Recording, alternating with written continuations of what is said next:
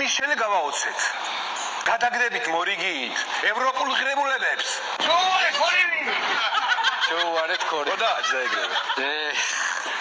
რა ვქნა ბატონო, სულ ასეთები მოდის და რა გავაკეთე? მიდი. მე როდესაც გავიზრდები, დამერძება ღიპი.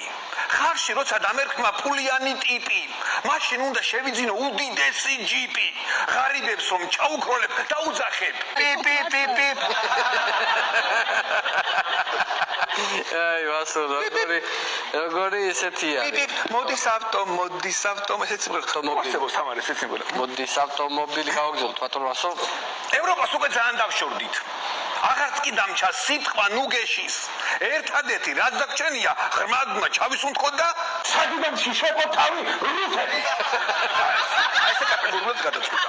სასაცილო არის, ვასო. სამწუხაროა, საცილოა. გეთახმებით. სევდიან ლექსებია, ბატონო ვასო, იმიტომ რომ რუსეთს რაც ეხება, მე მგონი უფრო სევდანარევია. სულთად რომ არ გადავგვარდეთ და არ გავხდეთ პრორუსები. ამისათვის ჩავატაროთ ფესტივალები, იარმარკები, კონკურსები. იარმარკები, კონკურსი. 1000 მერაპრიაცები ბატონო, შეგვიძლია გავაკეთოთ რა. გაია. სხარტულა. კივი ვიყიდე არკივის. ტირი ვიყიდე არტირის. არჩი ვიყიდე არჩივის. წავი ვიყიდე არცივის. ამ და სვალი უნდა გადმოყავო ეს. გიჟიმ. არცივის კი ბატონო. მუდენთორებსაც გვჭირდება. ცოტა კომფორტი, გაიგე?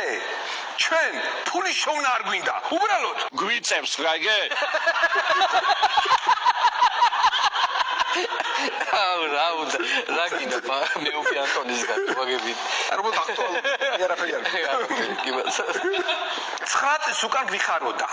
სულ ბიზინა ვიყვირეთ, თვალზე ბინდი გადაგვეკრა, დოლარებზე ვიფიქრეთ, მაგრამ ბიძომ გადაგვაგდო და წინ ვეღარ მივიწევთ. სამწუხაროდ ფულის ნაცვლად. ძალიან დიდი სიამოვნება მივიღე.